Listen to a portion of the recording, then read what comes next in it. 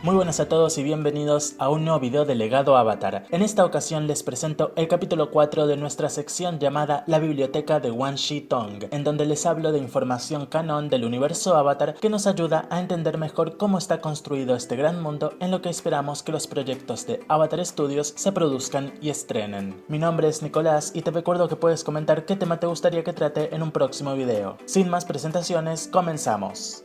En esta ocasión les hablaré de la sociedad del mundo Avatar, cómo es, en qué consiste, cómo varía de acuerdo a cada nación o cultura. Lo primero que debemos tener claro es que el mundo Avatar se divide, tal y como nuestro propio mundo, según clases. Estas divisiones se producen por títulos o poder, el cual puede ser político, económico e incluso religioso. En muy contadas ocasiones sucede que un habitante de cierta zona tiene la oportunidad de sobresalir de su clase social de origen y asciende, como es el caso de Long Feng o el de Hiroshi Sato. Nuestra primera parada son los nómadas del aire, quienes eran, hasta antes de su genocidio, una sociedad eclesiocrática y monástica que carecía de estratos sociales. El cuerpo político más alto de los nómadas aire era el Consejo de Ancianos. Cada templo tenía su propio consejo de monjes y monjas principales, quienes servían como autoridad política y religiosa. Tenían privilegios como por ejemplo tomar decisiones en nombre de la nación e ingresar al santuario de cada templo.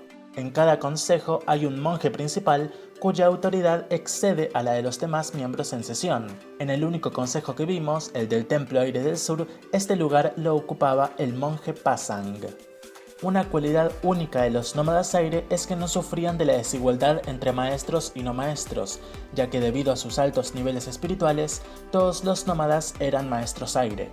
A pesar de sus fuertes creencias principales que iban en contra de la prosperidad mundana en base a la fortuna e influencia que se podía obtener por consiguiente, hubo un grupo conocido como Viento Guía que desafió este orden y aceptaba como nómadas a todos aquellos nobles que dejaran atrás sus vidas nobles, involucrándose directamente con la sociedad de otras naciones y con sus órdenes naturales.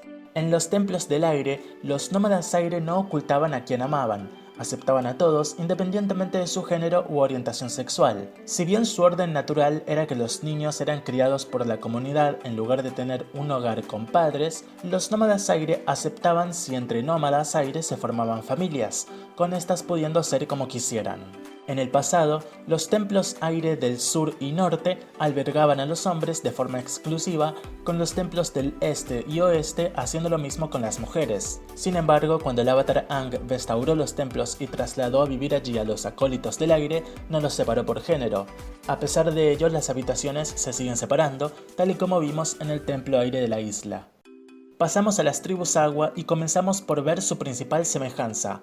Aquí sí hay una división social, todo se ha dicho, más notoria en el norte. En la tribu Agua del Norte se tiene una jefatura hereditaria y una clase noble conocida. El hijo o hija del jefe tribal recibe el título de príncipe o princesa, si bien quedó poco claro si Yue, en caso de no morir, heredaría algún día la jefatura de la tribu o esta pasaría a otra familia con un heredero varón. Los matrimonios se acuerdan entre los padres de familia para mutuo beneficio, sin importar lo que los jóvenes comprometidos opinen o sientan. A pesar de eso, el jefe tribal tiene ciertas limitaciones, principalmente basadas en la cultura. Pudimos ver cómo el agua control era de los elementos más importantes de esta sociedad, por lo que el jefe Arnok no sobrepasaba la decisión de Pakku de no tener como alumno a Aang. Previa a su independencia, la tribu Agua del Sur estaba gobernada por el jefe de la tribu Agua del Norte. Tras la Guerra de los 100 años, las tribus se separaron y el jefe del norte se volvió más que nada una figura decorativa. Se formaban consejos de ancianos, los cuales estaban compuestos tanto por hombres como mujeres que eran líderes de sus propias tribus autónomas. Cada jefe tenía la autoridad para tomar decisiones en nombre de su tribu e incluso podían enfrentarse entre sí. Los descendientes de los jefes del sur no tenían títulos como príncipe o princesa. Volviendo a la tribu Agua del Norte, sus ciudadanos promedio están sujetos a un código cultural que dicta las expectativas sociales para cada género. Se espera que las mujeres maestras aprendan el aspecto curativo del agua control, mientras que los hombres los aspectos más ligados al combate. Estas tradiciones patriarcales fueron dejadas atrás después del fin de la Guerra de los 100 años. Prueba de esto es Malina, quien 2 años después se mostraba con habilidades en combate e incluso trabajaba en arquitectura e ingeniería. En la tribu Agua del Sur, por su parte, todos los miembros de las tribus, incluidos los hijos del jefe, se consideran desde siempre ciudadanos promedio. Eso no quitaba que, en tiempos de prosperidad, podían llegar a obtener grandes fortunas como por ejemplo Ignik Blackstone Bavik.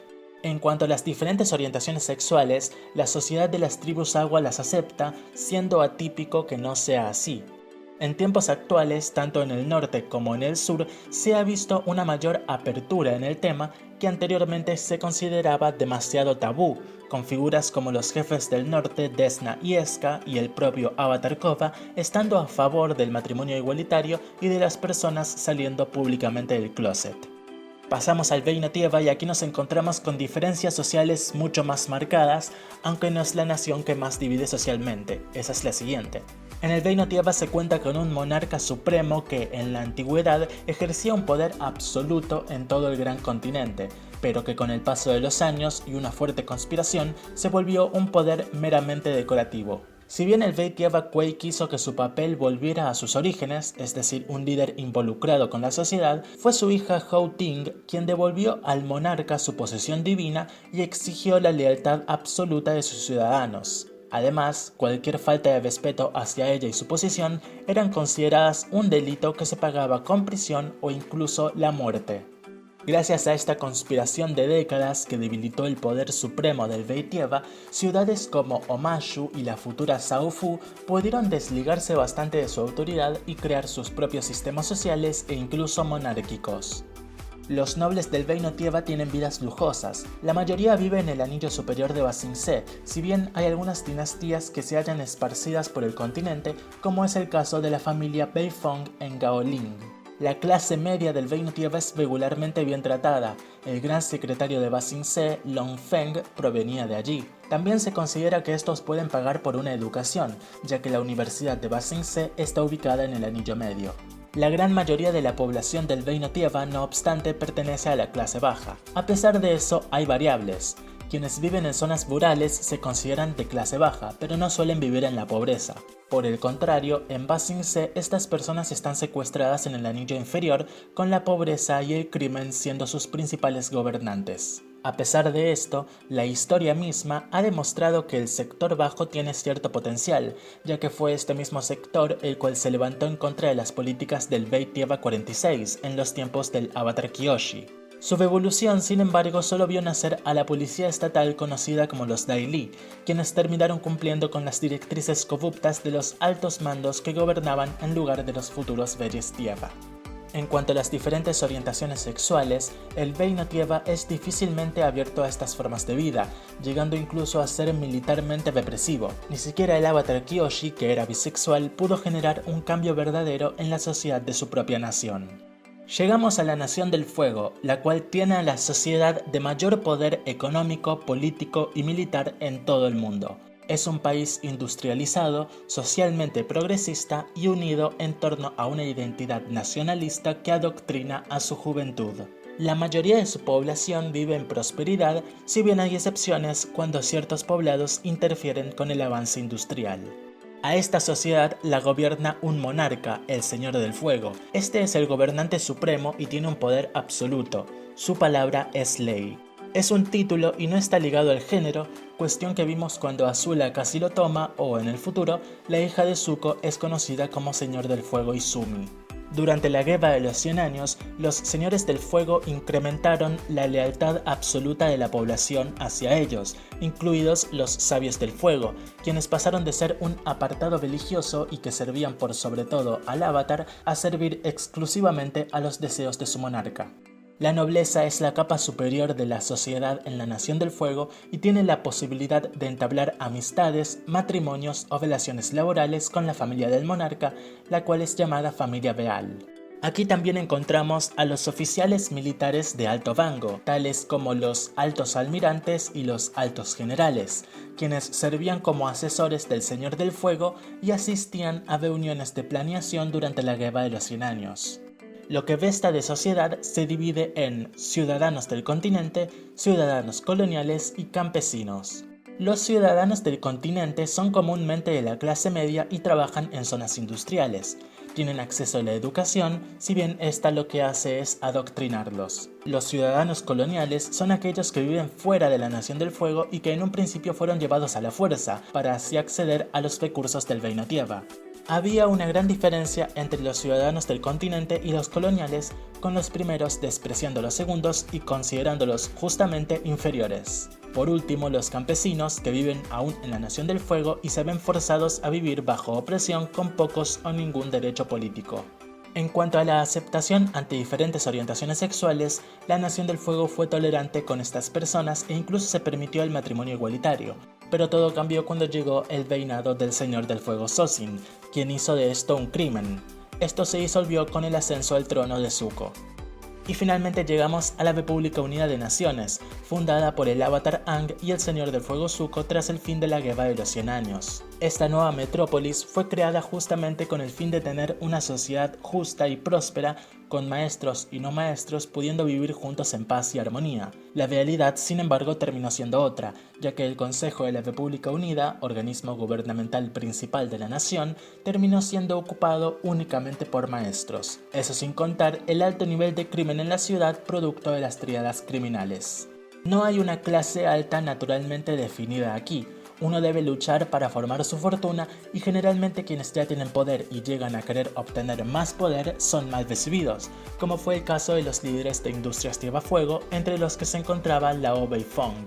Cuando tuvo lugar la guerra contra Amon y sus fuerzas igualitarias, el consejo, conformado totalmente por maestros, produjo muchas más divisiones entre maestros y no maestros, como fue el caso del Distrito Dragón, al cual le aplicaron un toque de queda y los dejaron sin suministro eléctrico por creer que eran igualitarios encubiertos. También se veían estas divisiones sociales con las tríadas, las cuales estaban compuestas por maestros que oprimían a los comerciantes no maestros. Toda esta crisis terminó con el consejo siendo abolido y reemplazado por un presidente elegido directamente por la totalidad del pueblo. En cuanto a las orientaciones sexuales, el matrimonio igualitario es legal en la República Unida, siendo algo generalmente aceptado. Y finalmente llegamos a la última posición social, la cual es única en todo el mundo y no lograrás encontrar dos o más en una misma era. Hablo por supuesto del Avatar, el cual pertenece a una clase social propia.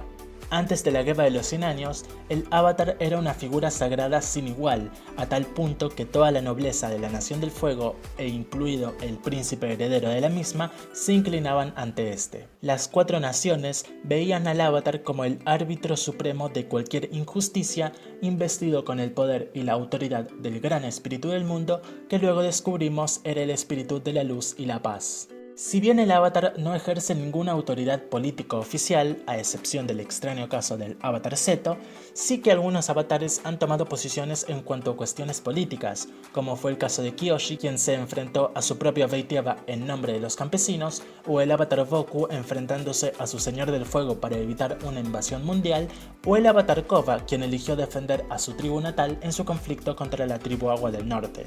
Todo esto también involucra el hecho de que el Avatar tiene acceso a medidas letales con tal de mantener la paz en el mundo, siendo común que la sociedad de las 4 naciones lo acepte sin problemas. Si bien el Avatar puede ser detenido por la ley, se debe tener mucho cuidado con esto, ya que la detención del Avatar por parte de una nación podría provocar incidentes internacionales. A pesar de que el mundo es su prioridad, un Avatar puede formar una familia, vivir en un solo sitio por determinado tiempo e incluso tener una profesión. Y eso es todo por hoy. No olvides dejar tu me gusta y suscribirte al canal. El próximo capítulo de esta sección abordará a los líderes del mundo Avatar, así que activa la campanita de las notificaciones para no perderte de ese y de mis futuros videos. Gracias y hasta la próxima.